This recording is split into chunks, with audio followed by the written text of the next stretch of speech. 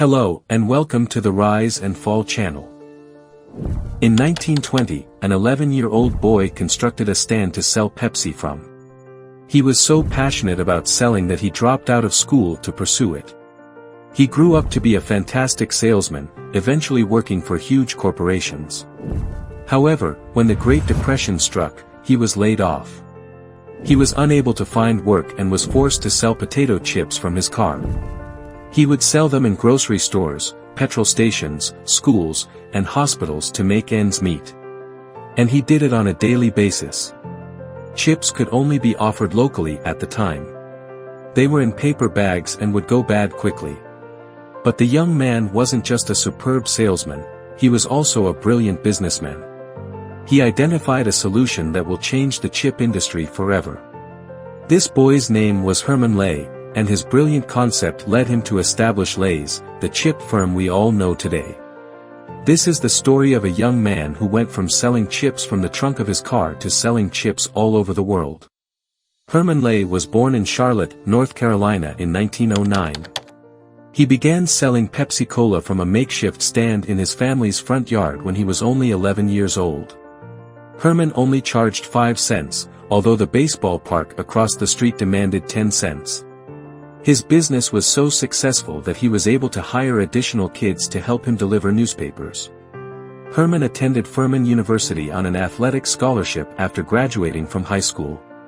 But after 2 years, he chose to drop out and go to work. Herman and a friend first invested $100 each in selling ice cream along a parade route. Unfortunately, the path was changed at the last minute, leaving 2 people with only melting ice cream. Herman then worked a variety of odd jobs before landing a job as a salesperson for the Sunshine Biscuit Company. Sunshine Biscuit was one of the largest cookie manufacturers in the United States at the time, and was already recognized for inventing the forerunner to Oreos, Hydrox. Herman was certain to make a lot of money. His stint at Sunshine Biscuit, however, was cut short. Herman was laid off when the Great Depression arrived. Herman, desperate for a new job, combed through newspaper classifieds and wrote to hundreds of employers. Herman eventually received an offer after his 200th letter, but he was dissatisfied rather than delighted. The offer was for a truck driving employment with Barrett Snack Food Company. At the time, the salty snack industry was in its infancy. Barrett, for example, sold limited items, such as potato chips, and struggled to make sales. Meanwhile, the candy industry was booming. Many Americans were looking for low-cost meals for their families and flocked to restaurants like Chicken Dinner and Meal for Your Mouth. Herman didn't see a future in potato chips and would have rather become a salesperson than a truck driver. He hesitated to accept Barrett's offer, and it was too late by the time he did. The position has been filled. Barrett, fortunately, offered Herman a job as an extra salesman instead. Herman would sell potato chips from his car to grocery stores, roadside stands, gas stations, and wherever else he could think of. Later that year, Herman was able to secure a $100 loan in order to launch his own distribution company and take over a small warehouse. He eventually obtained his first promotion in the industry. He also kept working with Barrett and was assigned his own zone. Herman didn't realize it at the time, but his decision to stay a business associate would lead to a once-in-a-lifetime opportunity. With his own company, Herman would sell potato chips all day, sleep in whichever town he happened to be in, and then start all over again the next morning. His newfound freedom motivated him to work hard. His company had managed to grow its territory and increase revenues at the end of the year. After only 3 years, it was able to hire over 30 people and develop its own snack goods. Herman's diligence had already paid off. Everything looked to be going well until a sad tragedy ruined Herman's connection with Barrett. Barrett's founder died, and the founder's family wanted to sell the company. In quest of a suitable owner, the family turned to their business contacts and approached Herman. They offered him $60,000 to purchase the business. He wanted to take advantage of a once-in-a-lifetime opportunity, so he approached dozens of individuals for assistance, but he was unsuccessful. Not unwilling to miss out on the opportunity, Herman obtained a $30,000 bank loan, a risk that could have debilitated him for years. Following that, he persuaded Barrett to accept what he had and take the difference in shares. Barrett, fortunately, agreed, and Herman renamed the corporation H.W. Lay. To pay off his debt, Herman decided to try to sell potato chips on a nationwide scale. Because it was difficult to preserve and ship potato chips, no company had done it. Potato chips were simply dipped from a barrel, placed in paper bags, and secured with paper clips at the time, making them susceptible to getting soggy, stale, or rotten. Fortunately, Herman didn't have to wait long until he found sophisticated methods for preserving and shipping potato chips. Herman began by making a one-of-a-kind bag and sealing it with glassine, a method used to preserve pictures and stamps. Glassine not only resisted moisture, dust, and oil, but it also kept the potato chips fresher for longer. Herman later created a machine to automate the process of packaging many potato chip bags at the same time. Herman and his crew traveled to different places and examined dozens of convenience stores, grocery stores, and supermarkets in order to sell potato chips nationally.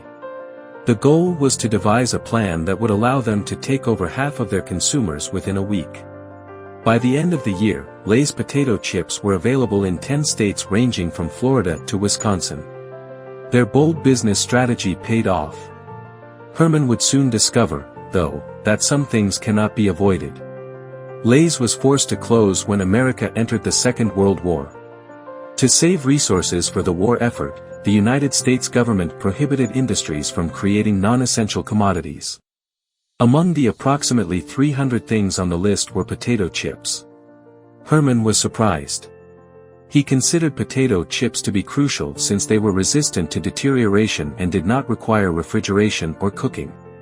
For these reasons, if there was a bombing or blackout during the war, Americans could rely on potato chips as an immediately available source of energy. Herman, determined to persuade Congress, approached food business lobbyists to make his case.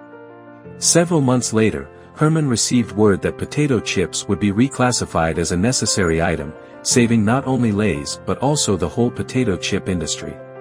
By the end of the war, Lay's had risen to become the second largest food corporation in the United States. Meanwhile, Frito kept the top rank.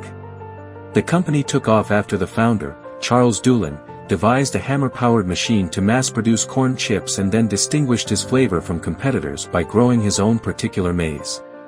Frito later achieved even greater success when it used leftover powdered cheese from the war to create delightful puffed corn snacks known as Cheetos. Frito-Lay has been building their markets at a distance for years, one in the east and one in the west. Their paths were about to cross. Herman found out one day that Charles intended to open a Frito factory in Lay's area. Instead of trying to stop him, he invited him to meet and recommended they work together. Charles consented to the concept, and the two drafted a contract. Under the terms of the agreement, Lay's was given the sole right to manufacture and distribute Frito goods in the East, and both firms were free to sell their products in the same retailers. Lay's sales increased to 16 million, while Frito's sales increased to 26 million. Because of their mutually advantageous partnership, Herman and Charles were able to swiftly grow Lay's and Frito's. However, as time passed, Herman discovered that there was little room for expansion left because his deal with Charles forbade him from extending towards the southwest. Herman made the decision to launch a new product in order to enhance sales while adhering to the terms of the agreement. America was experiencing an economic boom at the time, and people had money to spend. This led to them desiring to buy more variety things, especially when they were limited during the war. Many businesses capitalized on the demand by launching new goods with unique flavors, colors, and textures. Herman experimented with several chip spices, sensing a great opportunity. He and his colleagues created a barbecue-flavored blend of paprika, tomato, garlic, and mustard seed oil. Herman decided to take a bet on the seasoning, launching Lay's first flavor-infused potato chips. Fortunately, because barbecue was already a popular flavor among Americans, they were an instant smash, allowing Lay's to spread to 30 states. Meanwhile, Frito's sales increased even more than previously, by more than 70% as compared to nearly 2 decades prior. However, it soon suffered a disaster that no amount of money could save. Charles died abruptly at the age of 56 following a stroke and a heart attack. Frito-Lay had developed a tight working partnership by this point. Herman proposed the Frito officials that they join their businesses. The executives of Frito-Lay agreed. Herman was chosen CEO of the combined firm, which was renamed Frito-Lay. Herman's first priority was to finally sell Lay's on a national scale. Television was the most advanced technology at the time.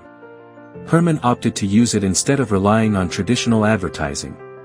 Moreover, half of American families began to buy a television, and there were only a few networks available, resulting in many Americans watching the same things. Furthermore, there had yet to be any snack firms advertising on the little screen. Herman decided to capitalize on the missed opportunity by running advertisements featuring Lay's snappy new slogan, "Betcha can't eat just one."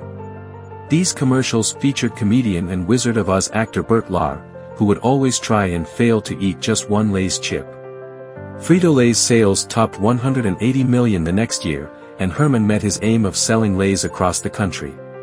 The company struggled to keep up with the demand for its products as Lay's became a household name.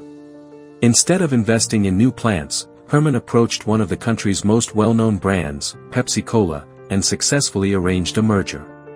Frito-Lay continued to function independently under the combined corporation, and Herman was appointed chairman. Lay's now not only had the resources to keep up with the demand for their products, but also to expand globally. PepsiCo's revenue increased to more than $600 million in the first year of the merger.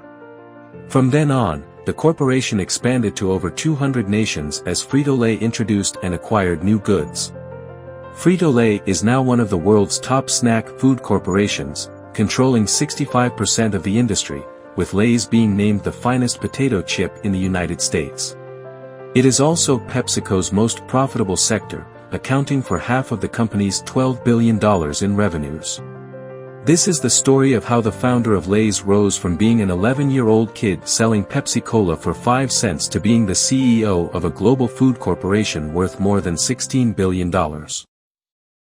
Subscribe to our channel for more videos on prominent brands. And ring the bell to avoid missing an episode.